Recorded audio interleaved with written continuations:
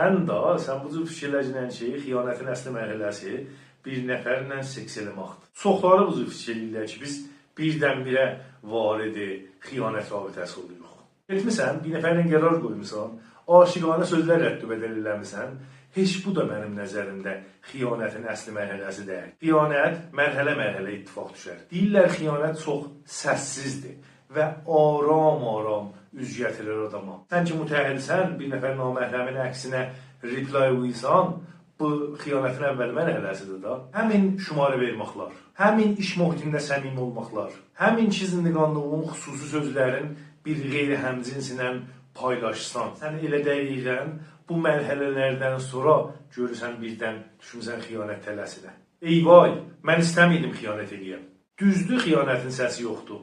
Vəli sən səy eləcəkən mərhələyə əvvəlindən başuca və səlamət çıxasın eşiyə.